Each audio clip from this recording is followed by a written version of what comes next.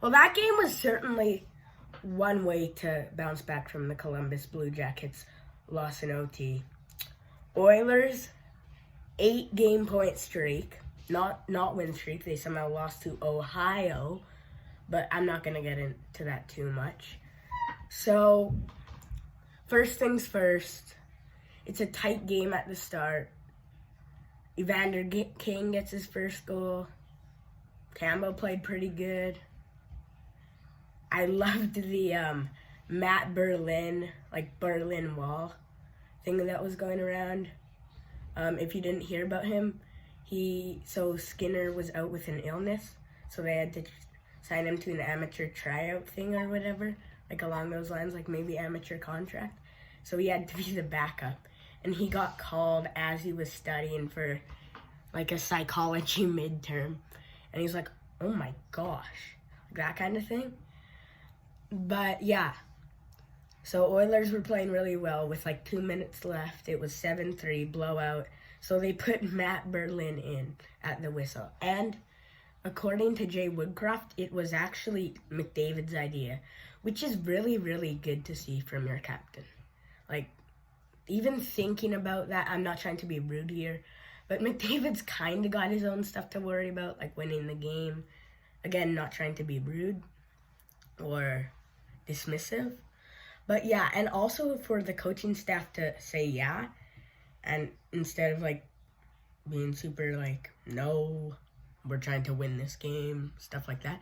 Like all the right things had to happen. So first, he needed to not be an e-bug. Okay, check. Second, the players and the coaches had to want to do it. So, check, because most people wouldn't. And for the e-bug, not being an e-bug, the Florida Panthers tried that a while ago. At least I think it was the Panthers. But you couldn't because he was an e-bug. But actually, Berlin was a backup, which is pretty cool. So now he was officially the goalie with the highest save percentage in the NHL. If you look through NHL stats, he's first because his last name starts with a B. So that's pretty cool. He also got interviewed by Hockey Night in Canada. So he gets to keep that towel, like Hockey Night in Canada towel, which is pretty cool. But yeah, as you can see, this is kind of about Berlin. I'm going to do more in-game bit later.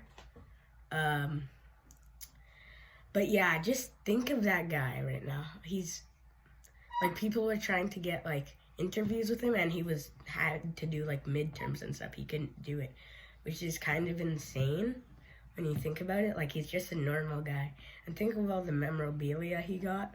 Personally, memorabilia collector, kind of like hockey cards, I should say. Like, I got a couple pictures up. But like, he got Oilers reverse retro, which they have now gotten a win in, which is awesome. And that was the last time they would wear them. And also, Hockey Night in Canada Canada towel, sorry.